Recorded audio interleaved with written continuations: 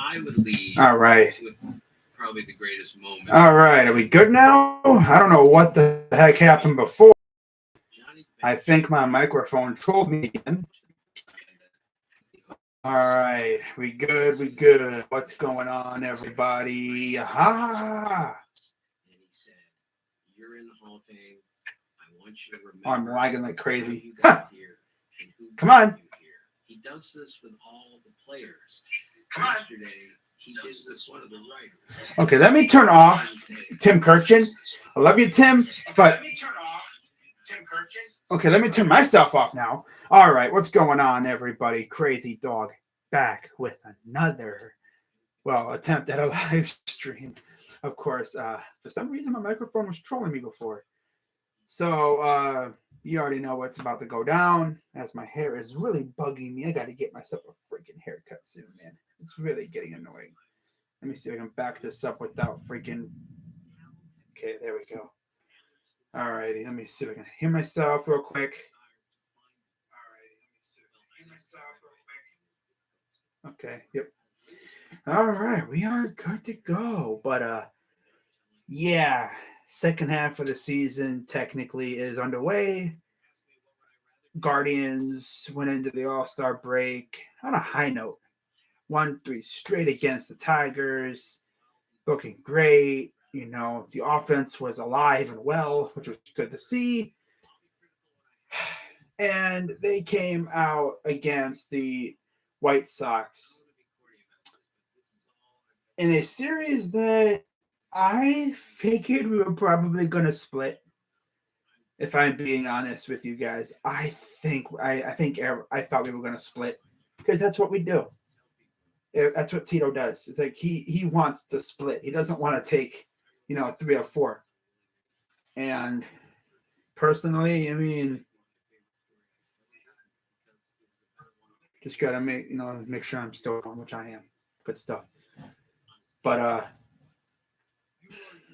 I mean, you come out of this All-Star break healthy, which is good for the most part. Savali, I think, is one of the only casualties of the season so far. And you come out and you're looking good. You come out against Giolito, a guy who doesn't usually give up runs against you. And you stamp 6 runs on his head in the first 2 innings, including a home run from Andres freaking Jimenez.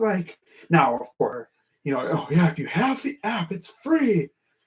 Yeah, I'm not paying for no freaking app just to watch 2 games for my team. And by the way, the Guardians, I believe, were 2-0 on Apple TV Plus this year, so I'm sure they're going to get a lot more games on that damn platform next year. But I was very impressed with how they came out. They looked well rested, and I feel like with Giolito, I'm sure White Sox fans could agree, it looked like the rest had gotten to him. He was a little rusty. But what's going on, Paramjot Brian Shaw? Why we still have this dude? To the Dolans? No, it's not the Dolans. It's Tito. Tito has a bromance with him. Tito has a bromance with that guy, and I will never understand it. I got to make sure I'm still going. Okay. I always got to make sure I'm still going because I never know when my microphone's going to give out, and I'm just going to be talking, and you're not going to be able to hear me. But game 1, man, that was a fun game to listen to. That was really fun. Of course, the game that we win, we look good, and we had Cal Quantrill on the mound too, which I really wasn't sure what to expect out of him. In case you haven't watched him lately, he's seemingly transformed from a pitcher who gets a lot of strikeouts to a pitcher who can't get a strikeout to save his life. He will get a strikeout every once in a while, but he relies heavily on groundouts and flyouts. So he's essentially becoming like not a soft tosser, but a hard throwing fly ball ground out pitcher. He doesn't throw like nasty stuff. And that's really stung him. But yet his last 2 starts, he's looked fantastic. Like he's gotten lucky. But the Guardians, like I said, they credit to our guys. Oh, we got lagging. Nice. Okay, let's get rid of old spam head here. Okay, because we do not do spam in this chat. In fact, they were just showing, I think, spam, the food thing on my TV. So that's kind of funny. But yeah, that person needs to touch grass. I don't know Andres was 23. I didn't know he was that young either. I mean, I didn't even know Jose Abreu was as old as he is. I could have sworn the dude is like in his late 20s, but I think he's like over 30. All right, yeah, this person really, really needs to touch grass. I can't imagine making that kind of an account because clearly this person never has experienced what a female is. Because why would you need to create that account? You're just very annoying. Very annoying. And so you're just going to get the boot every time. But game 1 of the series, man, impressive come out by the Guardians. They really showed that they mean business now, apparently.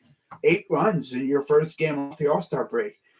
Andres Jimenez, who made he made that gnarly play in the All-Star game. That nice little behind-the-back flip to Tim Anderson, who almost boofed it.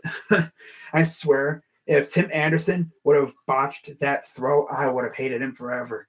I already don't like him because he's on the White Sox.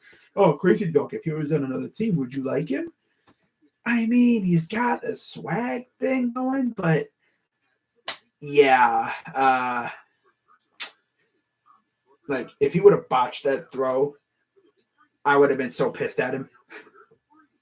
But, he didn't. Vlad Jr. was able to snag it. Imagine having a first baseman who can do that. I mean, we kind of do, and Josh Naylor, but Owen Miller continues to suck. Now, yeah, we scored 8 runs. Overall, we put on 2 in the 6th. But I was very impressed with how we came out. Naylor, Miller, and Jimenez put on 4 in the first. And then Ahmed in the top of the 2nd. And then Jose Ramirez added 2 more. So that's good stuff. Great stuff out of that. They added a couple runs, late in the game. But then Naylor again added 2 more runs.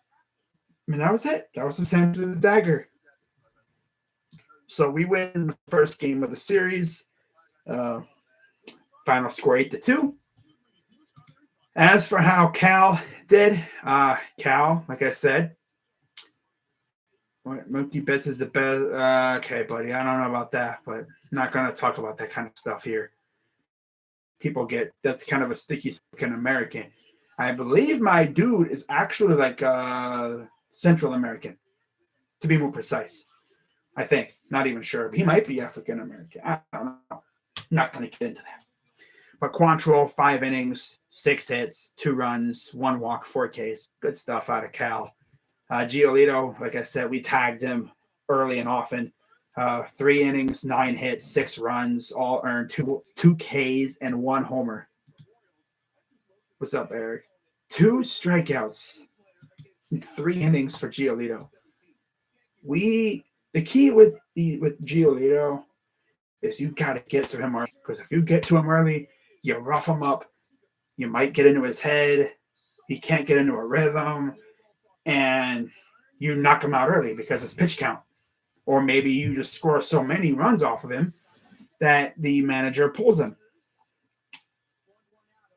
And, good stuff out of that, Got to their bullpen a little earlier, and we made good things happen. So we here's the person that needs to touch grass again. You know what? You're hidden. Bye-bye. Now you can do your little shenanigans, but no one will see it. So bye-bye. But yeah, Cal Quantrill, 7-5, 3.75 ERA. No, not bad considering what he does now. Giolito, 6-6, 5.12 ERA. He had a great year. Was it last year or a couple years ago? And now he's back to being mid, I guess. I mean, he's just kind of mid at this point. So, we start off the second half with a dub. Good stuff. Love to see it. Now we head into the doubleheader. So, first game, we have Sticks on the mound. And heading into this game, he had a 24 inning, or he had like a 20-some inning scoreless streak. And he got it to the fifth inning. No, the fourth inning. He took it to the fourth inning. And his 24 inning scoreless streak ends as the White Sox struck first. As, Yasmani Grandal, they got McKenzie in a bit of a jam. As Harrison singled, and then Abreu singled, moved Vaughn to third after Vaughn had reached grounded into a force, but they got the runner at second, and then Grandal singled, scoring a run. It was 1-0, and then they walked Gavin Sheets, which loaded the bases, and then they got Seve Zavala striking out, got out of the jam. And as usual with the Guardians, although this is usually flipped, they scored a run. The offense struck right back with 4 runs in the fifth. As Kwan doubled in a run, Rosario singled in a run, or 2 runs, on a triple? Right? Yeah. And then Jose Ramirez sac fly again, scores another run. It's 4-1. Love to see it. But then they made a little comeback. They tied the game. And, Harrison doubled, scored a run. Moncada doubled, scored a run. And then Vaughn singled, scored a run, made it 4-4. And for those wondering, it was in the 7th inning. And who was the pitcher, you may be asking? Who was the pitcher? I don't even know. I don't even know who was the pitcher. Let me see. I think it was Eli. That's right. They brought an old Eli Morgan. Yeah, Captain Changeup. And look what happens. He throws a changeup right in the yummy zone, and they eat it like it's a hot dinner. Okay, you know what? This guy's really, really getting annoying. That person must have like 2 or 3 channels or something, because I can't believe someone would make that kind of account. It's so stupid. Come on now. Really? Because you're diverting attention away from my original goal here by having to freaking send you to the shadow realm. But good stuff out of the Guardians, I mean, it was 4-4, and the team didn't back off. They didn't back down. They didn't wilt away, although they did face adversity like they usually do. But, give a lot of credit to the team. They didn't, sulk and be like, we're going to lose. Oh, wow, we had a lead, but we blew it. Just our luck. We suck. Well, 9th inning came up. Liam Hendricks comes in. Nolan Jones, leadoff double. Good stuff out of the Rook. They brought in Naylor to replace Hedges. And Naylor gets a single. Good stuff. Now, of course, there was a wild pitch, so the runner moved to third. And then Naylor, RBI single, made it 5-4. Straw sack bunt, moved the runner to second. Alex Call this time. And then Kwan brought him home on a single. And then Ahmed singled. And then another sack fly from Jose Ramirez, 7-4. And then Ahmed steals second base. And then Reyes struck out because the dude is literally a scrub now, apparently. He strikes out so often. That's the thing with him. He'll get you a couple big hits, but he'll strike out so often. Oh, my goodness. But then, Class A comes in there, bam, boop, bop. Good morning, good afternoon, good night. And the funny thing is, the hilarious thing is, the first guy up, Yoel Moncada. 2 pitches, gone. Yeah, threw a cutter, ground out. Then Andrew Vaughn came up, put up a little bit of fight, 3 pitches, gone on a ground out. And then Jose Abreu on 5 pitches, 1, 3, 5. Good morning, good afternoon, good night, bye-bye. Ground out. 3 straight ground outs, no issue, good stuff. We take game 2, guarantee a split. It's what we do now. And it's like, ever since we do that, it's like Tito says to himself, okay, we got the split. Now let's just play like a bunch of buffoons. So game 2 comes up. Oh, and by the way, let's talk about these pitches, all right, for this first of the doubleheader. So in terms of how Sticks did, another good inning out of, another good showing out of Sticks. He wasn't too bad, I mean, he had a 24 inning friggin' scoreless streak going. He was phenomenal at times. And again, he rallied. He could have fallen apart, but no, he didn't. He did not fall apart. He got out of some interesting situations and liked what I saw. He continues to play so well in the summer months. Call him Summer Sticks. But 5 2/3, 4 hits, 1 run, 2 walks, 4 Ks out of Sticks. Love to see it. Cueto, 7 innings, 8 hits, 4 runs, 3 earned, 1 walk. That's it. So, and again, good stuff out of McKenzie. I like McKenzie, man. And then Stefan got the save. Well, he got the win, excuse me, because again, McKenzie was out of the game when they tied the game up because of Eli. So, yeah. Stefan gets the win. He's 4-3, 2.70 ERA. He's playing much better recently. Hendricks takes the loss. He's 1-3 with a 3.13 ERA. Clase nailed down his 20th save of the year. The dude's insane. Freaking love Clase. And I still can't believe we got him for an inning of Kluber, man. Okay. Okay, trying to make sure we're good. Gotta make sure I'm not lagging or sounding choppy like a robot in my stream. So now let's talk about game 2. All right, so again, Guardians got Mr. Doubleheader, Connor Pilkington on the mound, going up against Lance Lynn, a guy who we pounded last time we faced him. And it seems as though Lance Lynn decided to revert back to his good times. Because he was really good. Yeah. By really good, I mean 6 innings, 3 hits, no runs, 1 walk, 6 Ks. Dude gave up, 8 runs the last time we faced him. Again, a lot of that was just very good hitting by the guys. I mean, they would put the ball in ridiculous spots. I think one of the freaking hits went off of Lynn himself the last time we played him. This time, we just didn't have that luck. And Pilkington, he actually didn't completely suck, I guess. I mean, 5 innings, 4 hits, 2 runs, 2 earned, 3 walks. Again, the walks, I could do without those walks. Thank you very much. I mean, 1 or 2 and 3, it's kind of much. But, yeah, 3 strikeouts, so I guess it kind of evened out. And he didn't really... I think he got into a bit of a pickle too, but 2 runs, that should be enough to win you a game, shouldn't it? It's just that Bozo Tito decided to troll again as Castro came in there, gave up a run, but again, 3 runs should be enough to win, right? I wish.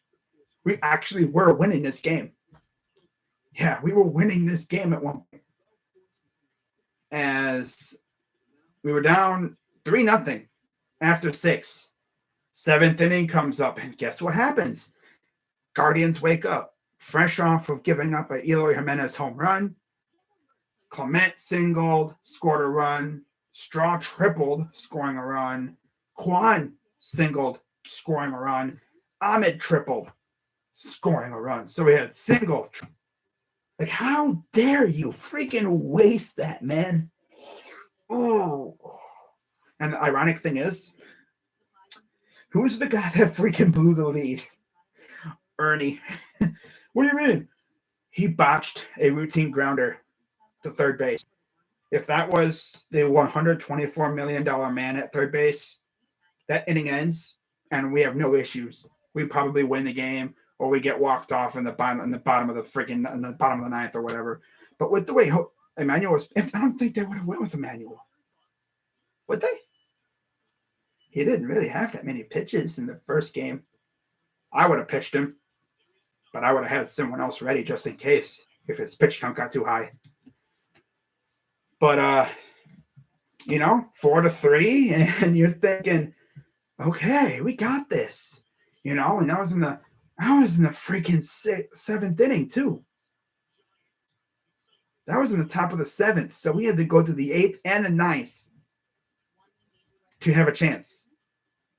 And if you're wondering, did we have a chance to add anything in the eighth? No, we went 1, 2, 3. And also in the seventh inning too, we were scoring all those runs, and we still had Ahmed on third, so we could have added another run.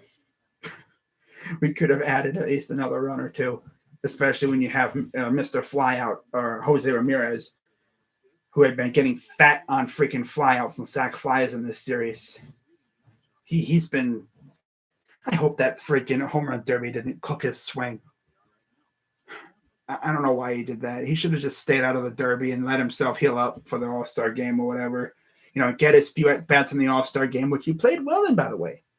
Get his few at-bats in the All-Star game and then get ready for the season, get ready for the second half.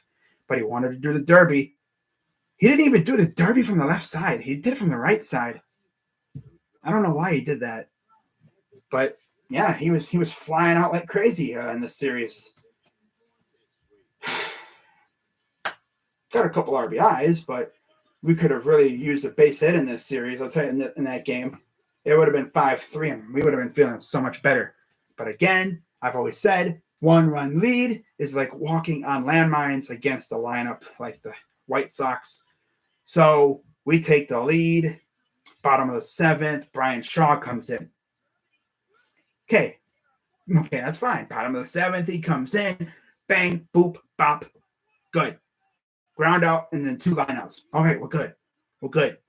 Now we're thinking, okay, maybe you go Karinchak or EDLS here in the 8th, and then maybe you bring out Clase for the 9th or Karinchak, whatever, for the 9th to close this one out. No. What does old dingus face Tito do? Okay, this guy is definitely, yeah.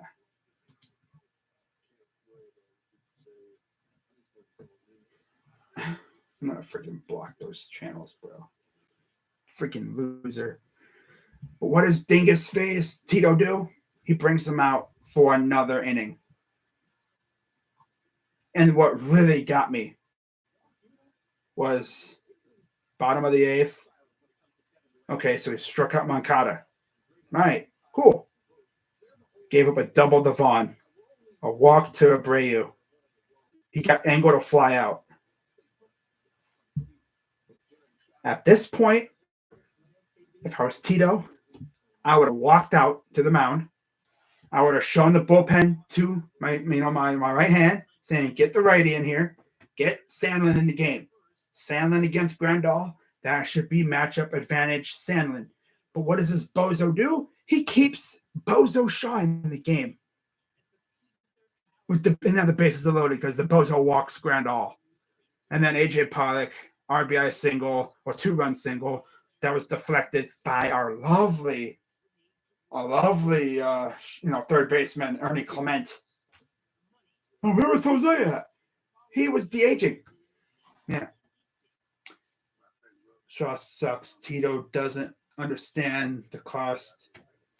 He cost us 2016. Yeah, that's pretty much it.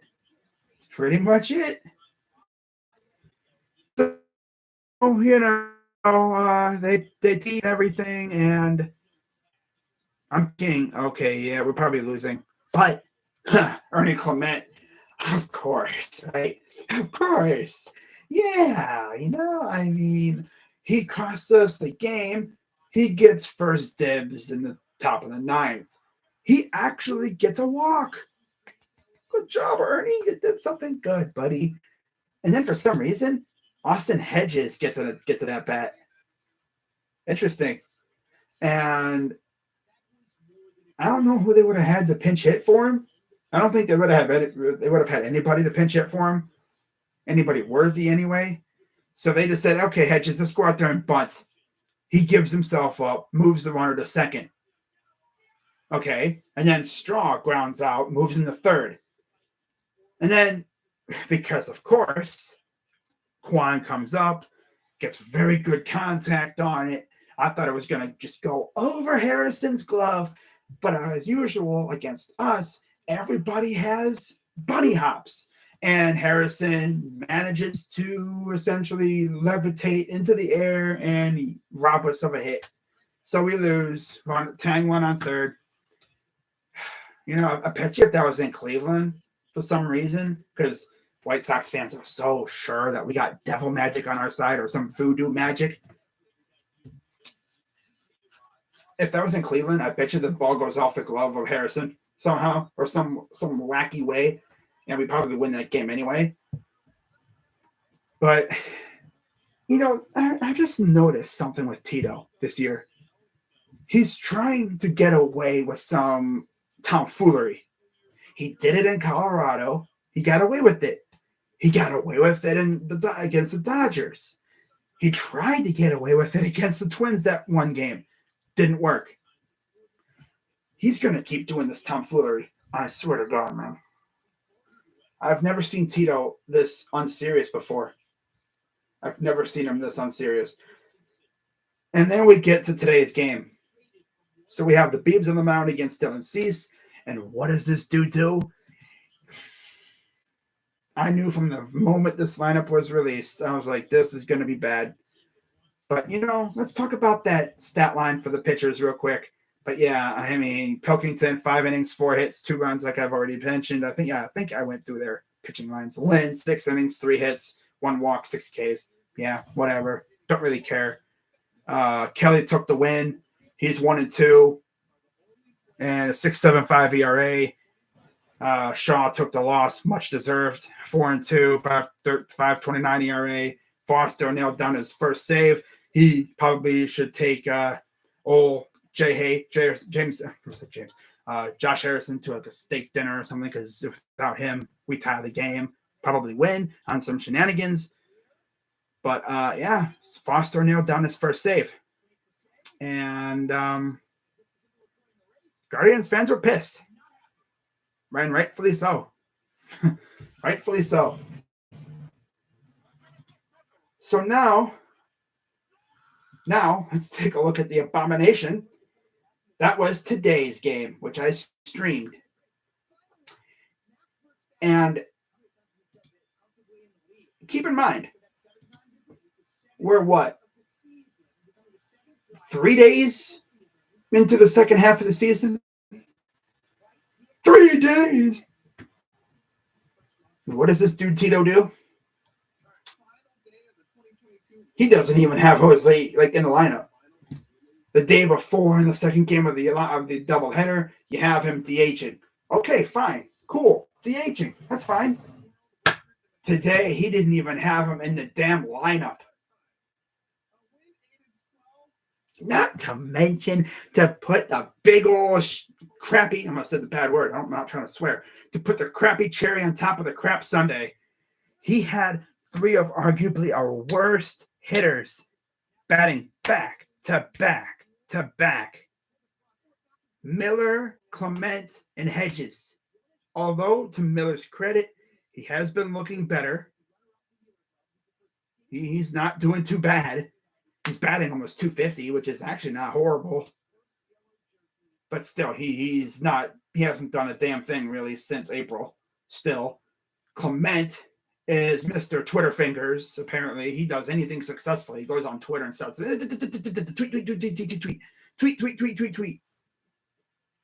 And then you have Hedges, who's a black hole at at catcher. He very rarely he'll come up with a hit every once in a while. That's funny with him. He'll get a hit, and then for the next 2 weeks, he'll be lucky to touch the ball. It's like, we need a better catcher. I've said this so many times now. We need an improvement at catcher. We need to improve. We need an improvement desperately. Whether, like I've said, whether it's Contreras, Murphy, Suzuki, Pedro Severino, I don't even freaking care if we go out and freaking scoop up freaking Sandy Leon again. We need better catching. I just cannot handle watching Hedges. Oh, my crazy dog. He's a beast behind the plate. But you know what? I mean, the best thing he does behind the plate is framing.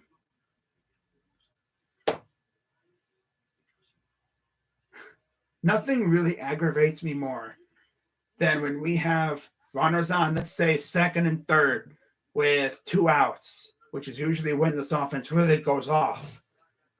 And this bozo's at the plate, and he looks like a freaking school kid who's never seen the bat before.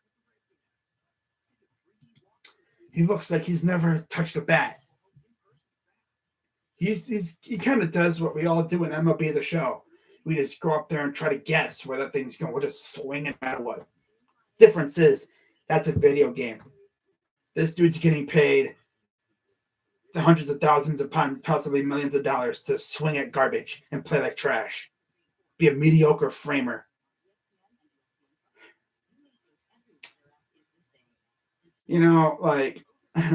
I'm literally sick and tired of this guy. And you think, oh, what about the backup? You mean the only free agent that we signed that was a major league contract? Freaking Luke Maile? He's not any better.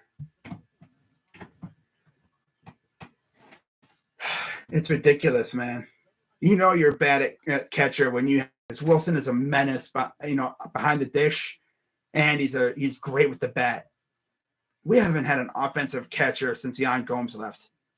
Because the thing with Yan Gomes, he wasn't the best catcher in baseball or anything, but he had a nice little bop in his bat. He could hit dingers, he could get base hits every once in a while. But my dude, on Indians Twitter back then, we had this hashtag, don't run on Yan, because if you ran on him, if you tried to steal a base on him, there was a good chance he was gunning you down. He got hurt, I think, the year we won the World Series. We went into the World Series, and Roberto Perez had to play a lot. Yeah, I remember that. I think if Yan Gomes doesn't get hurt, who knows what happens. But we looked so bad. Bieber didn't help anything either. Bieber had probably his biggest stinker since that Blue Jays series. That really tells you something. That Blue Jays series was what, 3 months ago? Almost 3 months ago, pretty much. Yeah. Dylan Cease was on the other side. He was typical Dylan Cease, 6 innings, 7 hits, one walk, 4 Ks, no runs given up. Masterful stuff. Bieber, 6 innings, 8 hits, 6 runs, mostly via the long ball. 1 walk, 4 Ks, 3 homers. And I like how our offense woke up late. Like their alarm clock didn't go off. Kendall Graveman comes in there, and we score 2 off of him. We get a run off of Hendricks, and we were actually threatening. Yeah, believe it or not, we were threatening in the 9th inning. We were actually looking like we had a chance at doing something. Quan comes up, homers, cool stuff, and there was already 1 out because we had Alex Carr playing for some reason. No Jose. Yeah, let's not play Jose, guys. Let's not play him. No. Thing is, got freaking gnats flying around in here. Speaking of gnats, I had that freaking account in the freaking chat freaking bugging the crap out of me. They could have moved Ernie to the outfield, and then you put Jose at third, and boom, problem solved. No, let's not bring in Jose Ramirez. Let's have Alex Call play. Or how about Nolan Jones? Nah, let's not have Nolan Jones play. I mean, it's not like he led the rally in that first game yesterday. No, let's not have him do it. Let's have Alex Call play. That went about exactly as you'd expect. I cannot wait until Oscar Gonzalez gets back, low key. But Quan hit a homer. That was good stuff to see. His second of the year. That was after my stream had already cut out because of lag.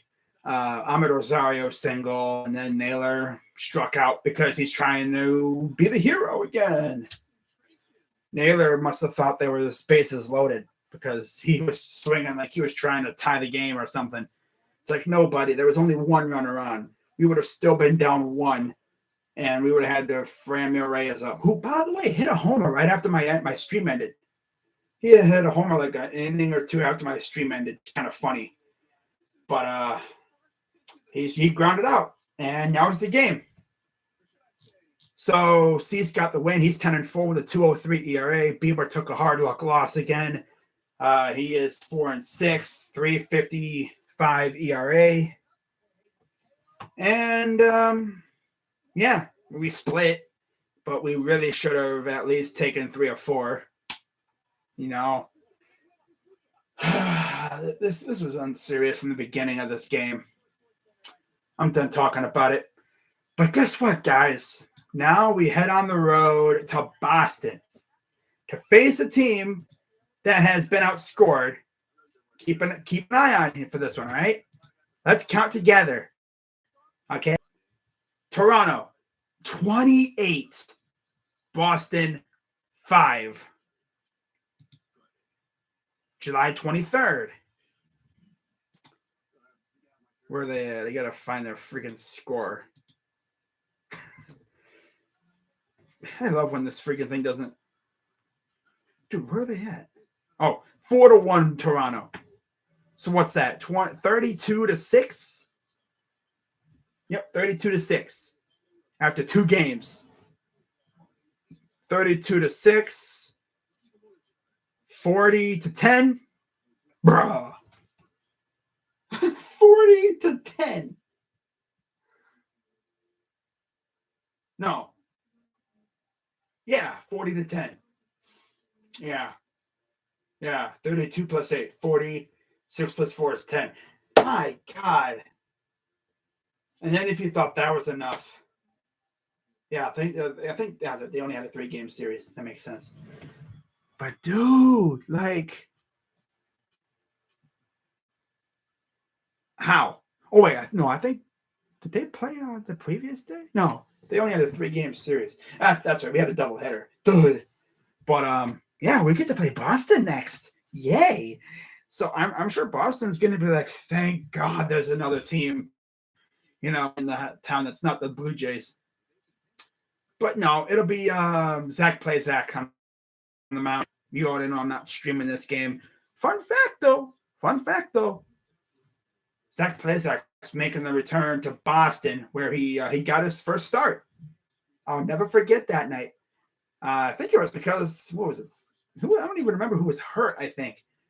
But he got his first ever start on a rainy night in Boston. And he's back after, 3 years? Something like that. And yeah, Plezak, 2-7, 4.02 ERA, 68 Ks. He is the definition of hard luck loser. The dude we do not score runs for him, so I have no expectations. And then Nick Pavetta on the mound for the Red Sox, 8-7, 4.50 ERA, 104 Ks. I don't think they're going to have Devers. I think he's on the injured list for this entire series. So we might have lucked out there, but they still got Bogarts. They still got Bradley Jr. They got some pieces, but if our offense wakes up like they did against freaking Giolito and Cueto, we should be fine. Again, I'm just gonna call for a split, low key. I don't even know anymore. We'll just win 1 game for all we know. But yeah, Pavetta, Hedges has had a lot of success against Pavetta, believe it or not. 9 at-bats, batting .222, 2 dingers, 2 RBIs, good stuff. Andres Jimenez, 6.67 average. He's 2 for 3 with a home run and an RBI. Good stuff out of you, buddy. And in terms of just straight-up RBIs, Ahmed and Straw have 2 apiece. Good stuff. I knew Rosario would have something against him because he's faced him a lot with the Mets, and they would face the Phillies.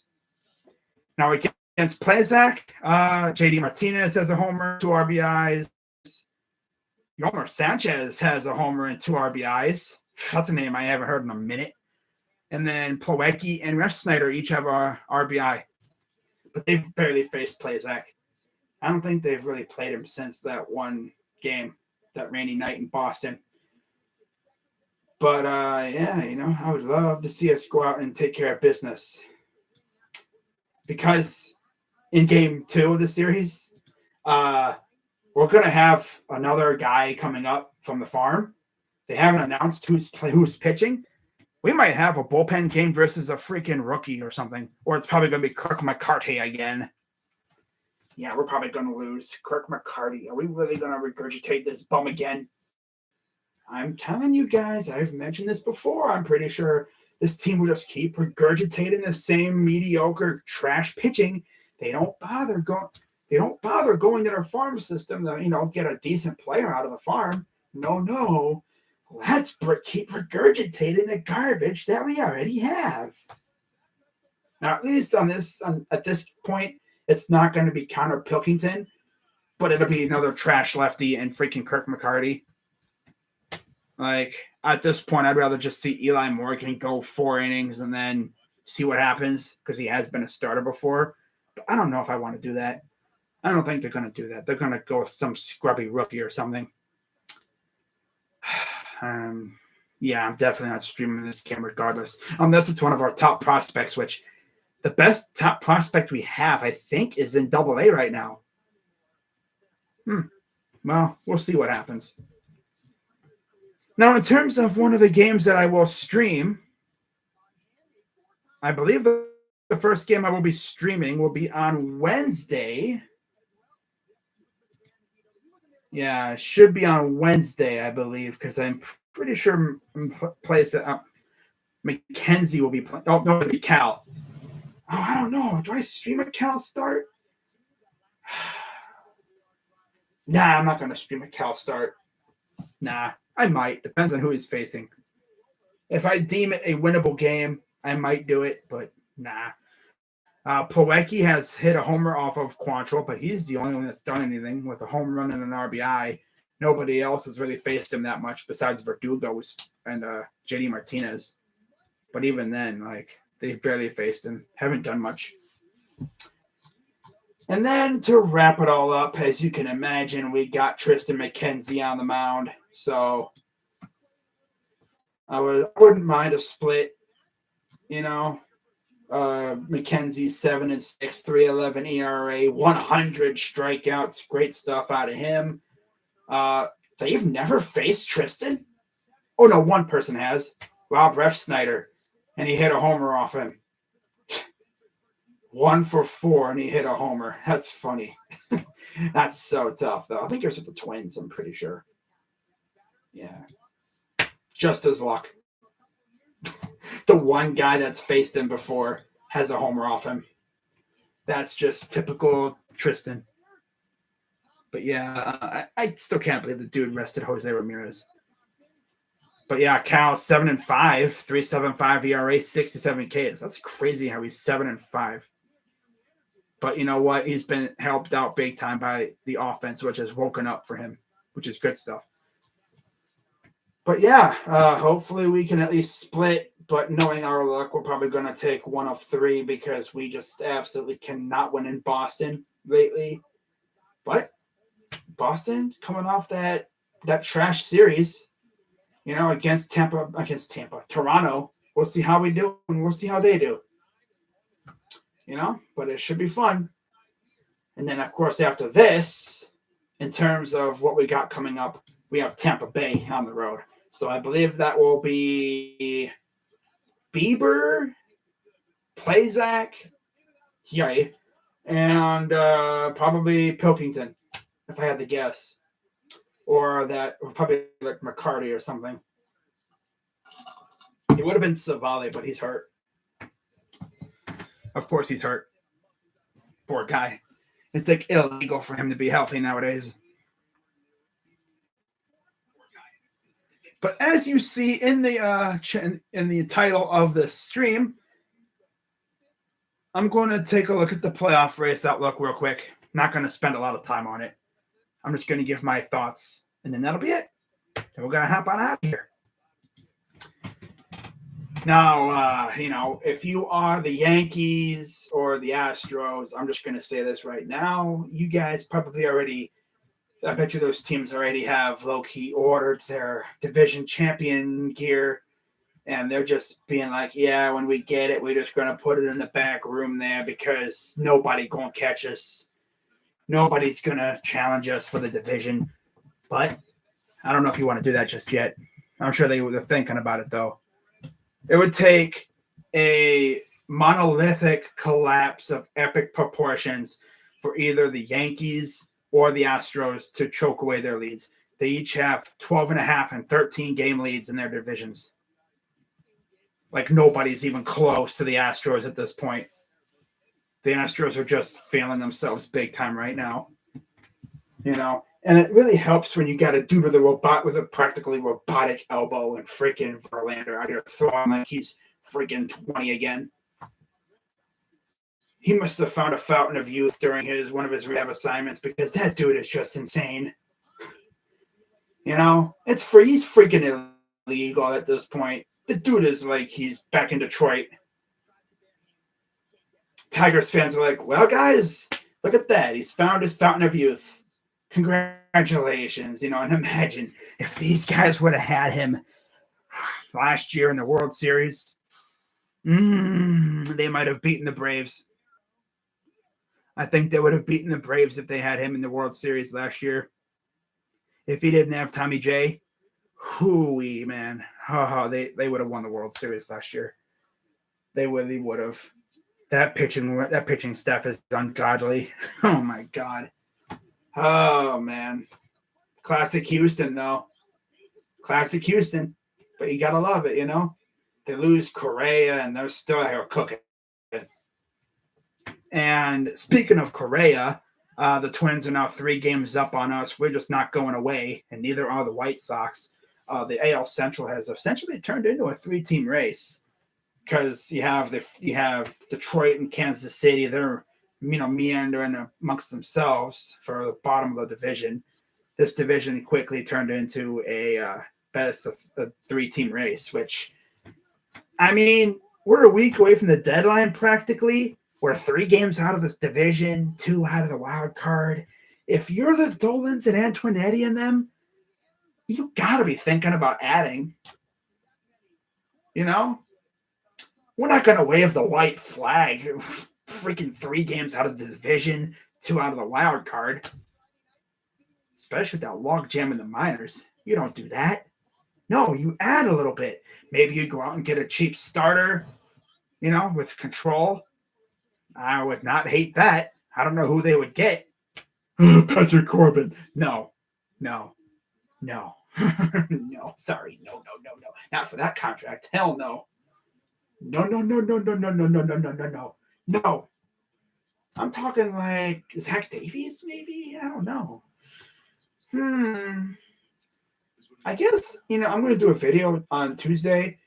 My 5 free agents that I want, my 5 trade targets for the Browns. For the Browns. My God. For the Guardians.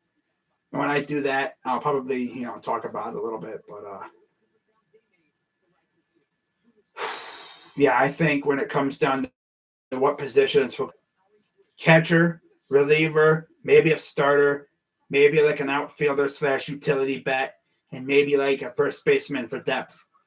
Maybe we bring in a first baseman like Mancini somehow or whatever. Like if we want to go big, we go Mancini for first base. If we can rent, or Josh Bell. Oh, Josh Bell. Yeah.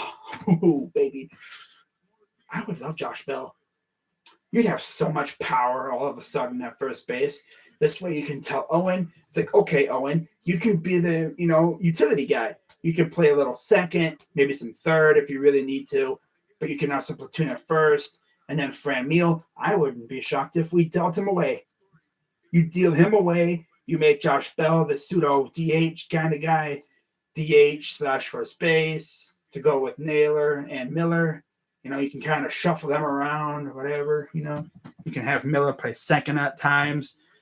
Or you could simply just say, get the heck off my team and send him to, the void. Nah, we're not going to do that.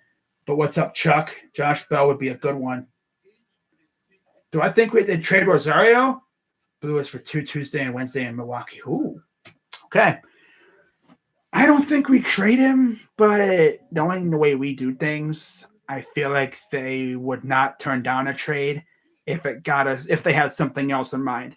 Like if they traded Ahmed, that tells me what they're going to do. They're going to trade Ahmed, move Andres to short, and then probably move Owen to second, and then that would probably signify a trade of for Bell. I don't know what they're going to do. Because the thing is, Naylor's ankle is still not really there all the way. He's still feeling. I mean, if you watch this dude run down the first base, the dude is limping halfway down the freaking line. There's no way he's playing in the outfield. He's an outfielder. If he didn't get hurt last year, the whole thing would have been changed because he can play in the outfield. He's an outfielder, but he's not playing there because his ankle. He probably won't be playing there until next year. And even then. But I think reliever is definitely a priority. We're starting to see our bullpen start to crumble a little bit. I would definitely think about maybe adding a piece or two in the bullpen, maybe a number 3 or number 4 starter. That would be great too. Outfielder would be nice for depth, so we're not relying on rookies if we're trying to make a playoff push. It's good to have a nice little veteran presence in there, maybe a nice little power bat, just to add a little bit more oomph to the bottom of the order. Other than that, I mean, there's not too much. Catcher, yeah, that would be nice too. But if our ownership seriously does nothing, that tells me, one, that they honestly like what we got, and that's kind of interesting considering the logjam in the minors, and 2, they didn't want to pay what was needed for the guys that they were looking at. I'm sure they'll make a trade or two. They kind of have to, like I've said. Besides, Guardians fans would be kind of heated if they didn't do anything, especially considering you're in the race for the division and the wild card. Especially considering that nobody thought we'd be here right now.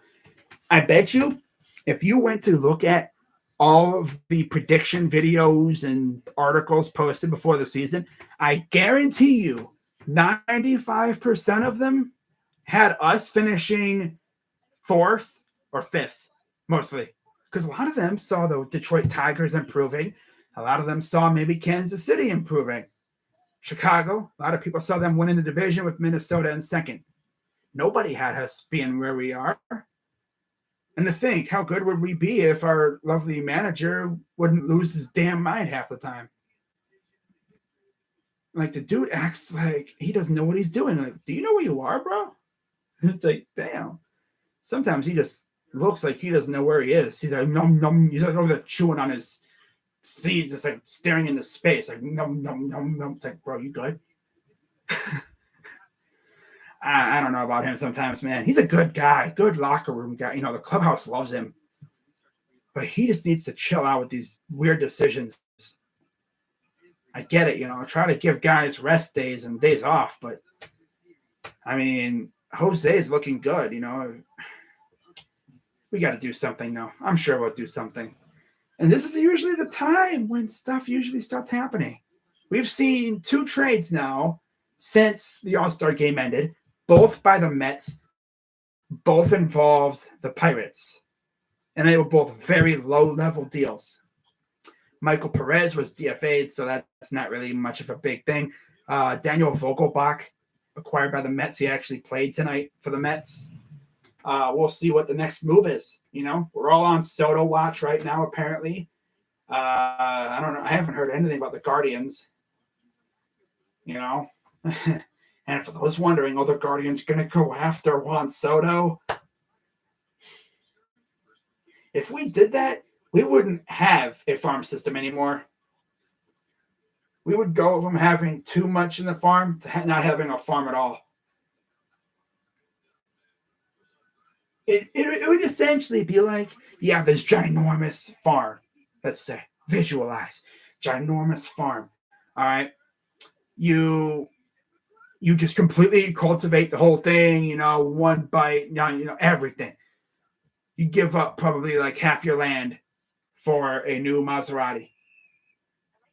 That's like a rented Maserati or whatever. Like you trade half farmland for a car that you only have for 2.5 years left. Like you better have fun with that thing because you're not going to keep it. That's essentially what it's like. If you trade for Juan Soto, I'm looking at you, Antonetti and Chernoff. If you trade for Juan Soto, one, that would set the MLB world on fire. Yarmo would be like, he learned from me. Yarmo would literally look at freaking Antonetti and Chernoff. Yarmo is the Blue Jackets GM. I could just picture Yarmo like sitting in his freaking his office or whatever, or even in his house, depending on what time this would happen. Probably sitting in his house being like, he learned from me. He did what I do. And then it's like, let's say he's in his office and John Davidson looks at him like, what do you mean? What did you do? He traded for Juan Soto. And John be like, is he good? It's like, very good. Very, very good. But wait, Yarmo, you just signed the best free agent. You didn't trade for anybody. He's like, but he made the big news. He essentially set off big bomb in sports world, which is what I did. Nobody thought I would go after Johnny. Nobody thought that they would go after Juan. That's essentially what it'd be like. Nobody thought that, that nobody thinks that we're going to go after him. But, the thing is, we have the farm, we have the ammo, but we don't pay guys that much money. We barely paid Jose. Jose had to take a pay cut to come back here. He wanted to stay. Jose's contract was the first $100+ million extension that the Dolans have ever dished out. I think it's the highest extension we've ever given out. Do you really think we would dish out a $300+ million, probably $400-500 million extension for Juan Soto? Now, of course, you got to remember that a lot of this would most likely be David Blitzer doing the money. And if I know David Blitzer, if he wants to make a name for himself on the scene, he'd probably do something like that. Now, he doesn't have the cash flow like Steve Cohen does, but maybe he could ring up his friend Harris from the Harrison Blitzer Sports and Entertainment Group and be like, hey, yo, I don't forget what his freaking first name is, but hey, yo, Mr. Harris, you want to join me on this endeavor of owning a baseball team? And then Harris would bring his boys over and they'd have all this money and they just start throwing it at people. I'm pretty sure if he's going to become a majority owner, he's probably going to get a whole group of guys together and they're going to, because that'll increase our, payroll payroll and stuff. And we can sign some good players. Because if I know Mr. Blitzer, he's probably going to want to make a name, make an entrance. I just feel like he would make a name for himself, especially when you look next door and you got Dan Gilbert out here throwing bands upon bands of people trying to appease LeBron James. And then you look down the street at our lovely open-air stadium, First Energy Stadium, and you see freaking Jimmy Haslam out here throwing $230 million guaranteed at freaking like Deshaun Watson. Like, of course he'd want to make him. He'd be like, hey, look at these guys, man. This money, why can't I? And then he probably think going, I wonder why the Dolans didn't spend money. And Tornado just look at him with the side eye like, because they're freaking cheap. That's why. But hey, you know what? At least we're not the A's. I saw a freaking image. The A's payroll in total, $48 million. Kyler Murray, who, by the way, was an A's prospect drafted by them, he makes $46 million a year. Sheesh. Thank God we're not going to get that comparison. Really. You know, I mean, someone actually, I think, who was it? Who mentioned that? Wasn't Urinity Tree, was it? Who essentially said that once they get a new stadium in Oakland or whatever, watch Fisher and them to start spending like crazy to get fan interest back. I could just see it. I could just see that happening. The moment they get that new stadium deal locked in and they essentially break ground on the new stadium site, I could just see them just going, you know what, screw it, open the checkbook. We got to get fan interest back in this thing. And they just start spending money, throwing money at every single player with a pulse. I could just see them doing that. But anyways, you know, you look at the AL, 2 of the 3 division races are essentially already pretty much sealed.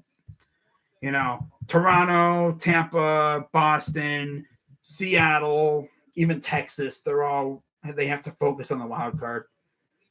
The AL Central is going to be that division that goes until like the last series, I'm sure. Remember this, we have Kansas City for 6 games at the end of the year. So if it comes down to that, we have an easy opponent final series of the year. And we'll see what happens, but we got a long way to go. Anything can happen. Heck, the Guardians could go on another run out of nowhere. They could have like a multi-game lead in the division before we know it. But, you know, who knows what will happen against the Red Sox and Rays. But, yeah, you look at the NL, and, okay, NL East. Mets up 1.5 games on the Braves. Once upon a time, the Braves were back like 9 games of first place, and now they are 1.5 games. And they have a 5-game series coming up really soon. Mets play the Yankees, too. That's going to be fun. Braves got Philly. Ooh, that's going to be great. That's essentially a 2-team race at this point. Philly has looked better, but they're still not very good. They've kind of fallen off a little bit. You know, it'll be interesting to see how that team does, as we get into August. Yeah, but do I think we're going to trade Rosario? I honestly don't think so. But yeah, that division's really become a 2-team race. Same thing in the NL Central. It's essentially Milwaukee and St. Louis. I will say, though, if there's any Pirates fans watching on replay or whatever, if you're watching this far down, I give you a lot of credit because I've been blabbering for almost an hour. But Pittsburgh in 3rd place. Love to see it. Yeah, their run differential sucks. It's -141. But somehow they're 40-56. It's respectable considering where they are. Their team looks fun. You know, all they got to do is get rid of that scrub manager of theirs, and they might have something going. By the way, if Tito leaves, I wouldn't be surprised if he, hops on a car ride to Pittsburgh if they do get rid of their bozo of a freaking manager. They need a guy that can help that team because that team has got some talent. That's no longer just a doormat team. That team can beat you. They beat the Dodgers and they beat the Yankees. They went into LA and beat the Dodgers. I don't know if they swept them, but they did a number on them. That's for sure. But the NL Central is a 2-team race, Milwaukee and St. Louis, because of course. And then the NL West is essentially a 1-team race. It's the Dodgers.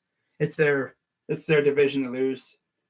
Again, it would take a monolithic freaking collapse for the Padres and the Giants to catch them. That division's already a wrap, pretty much.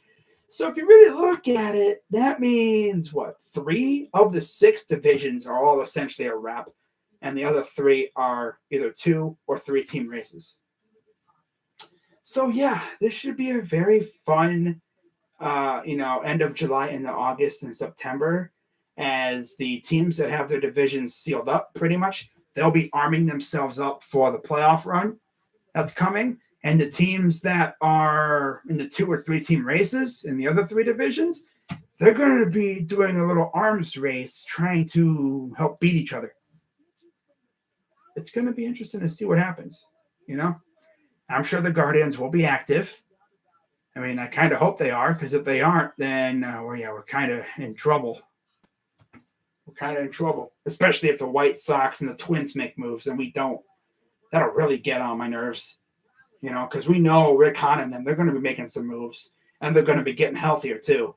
And we know the Twins, they always make moves. So, yeah, we'll see what happens. But after over an hour, I'm going to wrap this stream up because I got to get to bed soon because I'm tired, low key.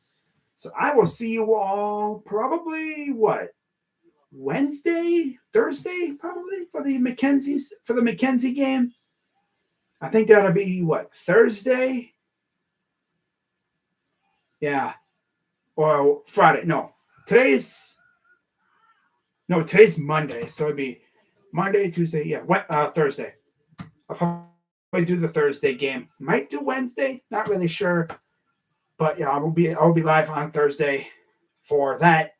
And then we'll see how many Rays games I do. I might do 1 or 2 of those games, depending on the pitching matchups. But yeah, man, I can't freaking wait. Let's see what happens, man. I expect some chaos to ensue, to go down here as a trade deadline gets closer. But yeah, if the Guardians make any trades, I might go live for them, or I'll just do a video on it, depending on the trade. But with that being said, guys, I'm going to hop on out of here. Hope you guys have a great rest of your, night, if you're still awake, out west or whatever. But if you're out here with me and out east, get the bed. Unless you're at work, which in that case, get your money. See you guys later. I'm Crazy Dog. Let's go Guardians. And I'm out. Okay, you know what? Let's get rid of this freaking Lou. Get a life. Go to bed. Get some bitches. Loser. Loser. Loser. Loser. Loser. Bye-bye. Bye-bye. All right. Yeah, that person needs to freaking get a life. For real. I mean, who makes that kind of account? Freaking losers do. Spam account. Freaking loser. Oh, let me just enter this freaking chat and just start spamming emojis.